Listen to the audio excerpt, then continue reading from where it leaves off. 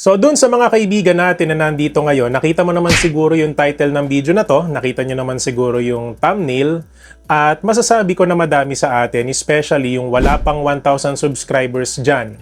Ang nahihirapan talaga, paano nga ba kayo pwede magkaroon ng subscribers dito sa YouTube? Paano nyo nga ba maabot yung pinakang standard requirement pagdating sa subscribers, no?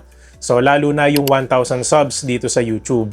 So dito sa vlog na to guys, sigurado ako mostly na manunood dito is yung mga kaibigan natin na bago sa YouTube, yung mga gusto mo-monetize, or yung mga medyo hirap pa rin sa subscribers until now. Kaya ngayon guys, i-discuss natin yung the best way, ano ba yung mga pwede nyong gawin, especially sa mga bago dyan, para kahit papano unti-unti nyo maabot yung inyong goal dito sa YouTube, especially yung mga wala pang 1,000 subscribers dito. And guys, kilala nyo naman si DJ MA, straight to the point, direct to the point na paliwanag, let's go! So dun sa mga nagtatanong sa akin, DJ, mahirap ba talaga? So yung masasabi ko sa inyo guys, wala namang madali, no? So sa mga nagsisimula pa lang, ito yung mga tipo ng content creators na wala pa sila masyadong upload, hindi pa sila masyado nakapokus sa isang niche or specific niche. So ibig sabihin, wala pa sila doon sa daan na gusto nilang tahakin. So para sa akin kasi, mga kaibigan, hindi nyo maabot yung goal nyo dito sa YouTube hanggat wala pa kayong direction dito. So that's why madami sa atin is nandun sa tinatawag natin na trial and error stage. So nag-experiment pa tayo kung ano yung mga niche or mga contents na pwede natin i-upload dito sa YouTube. That's why may pagkakataon na hindi talaga ganun kabilis yung pagangat ng subscribers natin. So nangyari din yan sa akin mga kaibigan, nung nagsisimula pa lang ako, dahil nga sobrang desperado kung dumami yung subscribers ko. May mga nagawa din ako na hindi tama sa channel ko, like yung sub for sub, pagsali sa mga pangat program, pagsali sa mga group na dedicated sa ganong klaseng sistema. But hindi rin naman tayo nagtagal dun guys.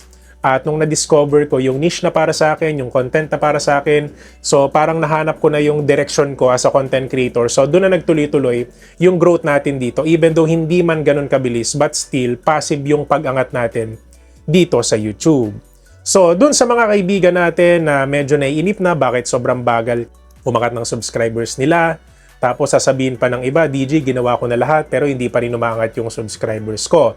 So ito lang yung masasabi ko sa inyo. Alam nyo naman yan sa sarili nyo kung kayo po ay nakapokus sa isang bagay. At kung medyo magulo pa yung isip nyo, hindi pa kayo makapag-focus sa isang niche or content dito sa YouTube, ibig sabihin, hindi pa kayo okay. Diba? Kasi madaming content creators ang meron tinatawag na misconception about sa paggawa ng random videos. Hindi ko naman nilalahat, pero may mga content creators na nakakachamba, nag-upload ng kung ano-ano dito sa YouTube, and eventually nakakakuha naman talaga sila ng subscribers sa pinakamabilis na paraan. Pero mostly, sabihin natin 80 to 90% ng mga content creators na hindi nila maabot agad yung subscribers growth dito sa YouTube. Ito yung mga content creators na medyo confused pa sila doon sa niche na kung saan sila magpo-focus. Kasi nga madami tayong gustong gawin . So some of you, dahil excited kayo sa YouTube, gusto nyong i-record yung ginagawa nyo everyday. So lifestyle vlogs. Yung iba naman po sa inyo, dahil may alam kayo sa pagtuturo ng English, so nagtuturo kayo ng tutorials about sa English, di ba? English subjects for students. So yung iba naman sa inyo, multi-talented, marunong nang magturo, di ba? So marunong pang magluto. So that's why hinahaluan din nila ng cooking vlogs, di ba? Which is naghahalo-halo yung mga contents na yon sa isang channel. So ang tendency nun mga lods is dahil nga hindi ka nakakonsentrate dun sa isang niche, nalilito yung algorithm kung kanino niya ibabato yung mga videos na meron ka. Kasi hindi makikilala yung personal brand mo, hindi makikilala yung channel mo kung iba yung niche mo, paiba-iba. Okay? Like for example ako, for sure guys, some of you kilala nyo na ako, DJ MA. So pag sinabing DJ MA, YouTube tips. So yung iba dyan, nakilala ko sa mga live streaming apps. So iba-iba pa rin. So meron akong dalawang kategory na kung saan kilala ako. So hindi totally sa YouTube tips. So pwedeng live streaming app and sa YouTube tips. Kasi yung mga subscribers ng channel ko, some of them is nagkaroon ako dahil sa paggawa ko ng mga tutorials about live streaming applications. And yung kalahati naman is nag-subscribe sa akin because of the tips na binibigay ko dito sa YouTube. So, yun yung ibig ko sabihin, guys. So, sabihin natin sa channel mo, sobrang dami mong content, sobrang dami mong category, may education ka na, meron ka pang cooking vlogs, may travel, may personal vlogs ka pa, So, meron ka pang storytelling vlogs. So, sobrang dami, hindi ganun ka-solid yung nagiging pagbato ng YouTube sa mga target audience mo kasi nga, miski ang algorithm ng YouTube nalilito kung sino ba talaga yung pwede mong maging target audience kasi nga magkakaiba yung content mo sa isang channel. Hello everyone, especially the live streamers out there. Are you searching for a reliable, safe, fast, and affordable recharge or top-up service? If you're using the Sugo and Chamet apps, I suggest you visit the CocoDP platform. To get a huge discount, use the Cocoin payment method. Don't forget to click the link in the comment section and log in to CocoDP. The CocoDP platform offers plenty of games and live apps that you can choose from. Now, I will teach you how you can buy Chamet Diamonds here on CocoDP. First, enter your UID. Second, choose the package you want to purchase. Third, select the Cocoin payment method to get a bigger discount. Other payment options are also available. Fourth, enter your email address. Final step, click Buy Now. In just a few seconds, you will receive the package purchase and you can check it directly in your email. So what are you waiting for? Visit CocoDP today. So that's why yung iba, nahihirapan sila na mag-grow dito sa YouTube kasi nga, yung subscriber nila doon sa cooking, no? So, hindi naman ito magugustuhan yung isang content nila about sa kanilang personal life. So, some of them nagustuhan yung the way kung paano ka magsalita sa camera, yung ginagawa mo everyday, but hindi naman nila magugustuhan yung cooking vlogs mo. So, vice versa dun sa ibang mga contents na ginagawa mo dito sa YouTube. So, that's why kung naandito ka ngayon, no, para sa akin, yung pinakamalaking advice na masasabi ko sa iyo, no? So, try to focus and subukan mo maging seryoso. But, maging seryoso ka na nag-enjoy ka pa rin. Yung ibig ko sabihin, madami kasi dito sa YouTube, no, na namomotivate, nakikita yung mga kinikita ng content creators na malaki, nakakapagpagawa ng bahay, nakakabili ng kung anong gusto nilang bilhin dahil sa kanilang kita dito sa YouTube. But wag nyo munang isipin yun. No? So try nyo munang isipin kung paano kayo mapapunta doon sa proseso ng pag-angat. Kasi yan naman ay kusa ng susunod sa inyo. So wag nyo munang isipin yung pera, wag nyo munang isipin yung mga bagay na makukuha nyo pagka kumikita na kayo dito sa YouTube. Kasi yung pinakang sikreto guys para sa akin is mag-focus ka sa isang niche na kung saan sa tingin mo makikilala ka as a content creator. At para sa akin, make sure na habang ginagawa mo yung content na yon, masaya ka din. Kasi ang pangit naman na ikaw ay nag-grow sa ganong niche. Tapos sa likod ng camera, hindi mo naman pala trip, tinatamad ka. Kasi ako guys, honestly ito 100% guys, magiging tapat ako sa inyo, no?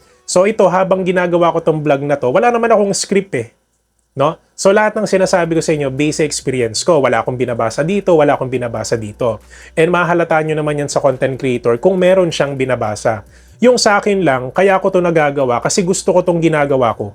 No, gusto ko magturo, gusto ko mag-explain, gusto ko nga i-share sa inyo yung mga experience ko as a YouTuber. So that's why after nitong recording ko na to, hindi rin ako mahirapan i-edit kasi masaya ako habang ginagawa ko tong vlog na to. So, ganito yung gusto kong ma-experience nyo kasi yung tunay na sikreto sa growth is ito. Dapat masaya ka lang dun sa ginagawa mo and at the same time, dapat seryosohin mo yung niche mo dito sa YouTube. Kasi at the end of the day, kung na-motivate ka lang for one day at kinabukasan, parang ayaw mo na dahil nga nawala yung motivation, so hindi ka talaga mag-grow. Kasi hindi naman overnight success ang YouTube. So, dun sa mga nagtatanong, DJ, ano ba talaga yung pinakamadaling way para maabot yung 1,000 subscribers dito sa YouTube? Guys, madami mga YouTube guru ang nagtuturo sa inyo. Madami mga content creators kagaya ko ang nagtuturo sa inyo paano nyo maabot yung 1,000 subscribers. Pero ni isa dyan, walang makakapagsabi ng step by step paano nyo maabot yan. Kasi lahat tayo may kanya-kanyang pinagdadaanan, may kanya-kanya tayong niche, may kanya-kanya tayong page 1 kung paano ako nagsimula, hindi tayo parehas. So that's why ako guys, hindi na ako nahihirapan ngayon kasi alam ko every upload ko, automatic is binabato ng YouTube to sa mga content creators na nagsisimula pa lang. So that's why mostly ng ginagawa ko dito sa YouTube, no, technical vlogs, more on motivation para hindi kayo tumigil. And at the same time is ginagawa natin consistent yung ganitong klaseng content natin. Kasi alam ko dito sa YouTube, hanggat hindi ka tumitigil, tuloy-tuloy yan Which is yun po yung nararanasan natin. Ano? So passive growth, hindi man ganun kabilis. Tuloy-tuloy yung pag-angat ng subscribers, hindi man ganun kabilis. Passive income, lumalaki yung revenue. At dumadami yung opportunity na lumalapit sa atin. So yung ibig ko sabihin dito guys, lahat ng to, pinangarap ko to nung una. But itinabi ko muna yon. So mas nag-focus ako dun sa dapat kong gawin, mag-focus sa specific niche na kung saan masaya akong gawin, and at the same time, in-enhance ko yung skill ko sa editing, no? Hindi pa naman ako ganun kagaling mag-edit, pero masasabi ko na meron tayong experience sa paggawa ng thumbnails, paano tayo makaka-attract ng viewers sa pag-edit ng video, no? Paano natin mapapatagal yung panonood ng mga viewers natin sa atin, yung construction ng title natin para kahit papano yung curiosity, mapaklik natin sila sa ating videos. So madami kayong dapat pag-aralan dito eh. Kasi sa YouTube guys, para sa akin, it's like a psychology game, no? So hindi nyo ba napapansin, kahit anong pilit nyo sa isang tao na ipapanood sa kanila yung video, pag ayaw talaga nila, hindi talaga nila i-click yung video. May pagkakataon naman na meron ka nakitang random channel at nagustuhan mo yung video, ang ganda ng thumbnail, tapos nakita mo yung topic, parang na-curious ka, so yung daliri mo nanginginig, so parang gusto mong i-click. So yun yung sinasabi ko na psychology game, na kung saan even though hindi mo kilala yung content creator ngayon, is once na magustuhan mo yung content niya, susubaybayan mo na siya. Diba? So ganun yung gusto kong maranasan nyo guys, na pag-aralan nyo kung paano gumagana yung psychology dito sa YouTube, paano mo mapapaklik yung random viewers sa video mo. So, syempre, kailangan mo ngang i-enhance yung construction ng title mo, yung thumbnail editing, kung paano mo mapapa-attract yung mga random viewers na i-click yung video mo kasi doon nagsisimula yan lahat. So, kung hindi mo lahat pag-aaralan yung mga bagay na yun, so there's no chance na may mag-click sa video mo. At hindi madidiscover ng mga viewers mo yung channel mo kasi nga hindi effective yung thumbnail, hindi rin effective yung title mo at yung topic. So, at the end of the day, nai-stuck yung views ng video kasi nga, is hindi na siya nire-recommend ng YouTube, lalo na kung hindi ka naman nag-effort sa pag-edit. So, ito guys, alam ko hindi tayo masyado naging technical for today, pero alam ko madami kayong na-realize na nga no, lagi kong pinaproblema yung subscribers, pero tingin ko tama yung sinabi ni DJ MA na dapat focusan talaga sa isang niche, tapos improve ko yung thumbnail ko. Kasi madaming ganyan na masyado nilang pinapahirapan yung sarili nila sa YouTube na isip sila ng isip, ano ba talaga yung gagawin ko para dumami yung subscribers ko? Pero sobrang simple lang naman talaga ng kailangan yung gawin, which is diniscuss natin sa vlog natin for today. And hopefully guys, i-apply nyo yung mga sinabi ko ngayon at sana wag tayo masyado pakampante dito sa YouTube. Na hindi dahil nakita mo yung kaibigan mo na nag-grow o yung ibang mga tao na kumikita agad sa YouTube, ganun din yung mangyayari sa'yo. Hindi po lahat ng karanasan dito sa YouTube ay pare-parehas, no? Iba-iba po yan. So that's why kung nandito ka man, nakikinig ka, at nakaabot ka sa part ng video ko na to, hopefully, i-apply mo lahat ng sinabi ko. Kasi for sure, no? Ilang linggo, ilang months na consistent ka doon sa isang niche, maniwala ka sa akin, mag-grow ka. At yung pinapangarap mo na 1,000 subscribers, baka nga hindi lang 1,000 subscribers maabot mo 50,000, 100,000 subscribers, 1 million subscribers. So wala makakapagsabi.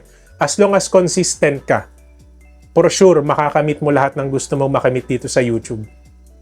So dun sa mga kaibigan natin, kung kayo man po ay na-motivate, nakatulong man itong vlog natin for today sa inyo, don't forget to subscribe my channel, DJ MA, for more videos like this. And guys, gusto ko lang din i-shoutout yung ating mga solid viewers na lagi nag-aabang ng vlogs natin daily or weekly. Maraming salamat po pala sa inyong lahat. And guys, hindi natin kakalimutan, syempre, yung ating mga DJ MA exclusive members na nagpa-member last month and this month, ayan. So bilang perks, ipineplex po natin sila Brendo Power Video. At meron po silang tinatawag na monthly community post na kung saan monthly, ipineplex natin sila sa ating community para mas makilala po sila ng ating mga subscribers and bagong viewers. And kung sa tingin nyo guys, medyo nabitin kayo sa ating vlog for today, meron akong iiwan na isang video dito and of course, DJMA YouTube Tips Playlist na makakatulong especially sa mga baguhan na content creators dito sa YouTube. So yun lang naman guys, maraming salamat po sa panonood and God bless po sa ating lahat.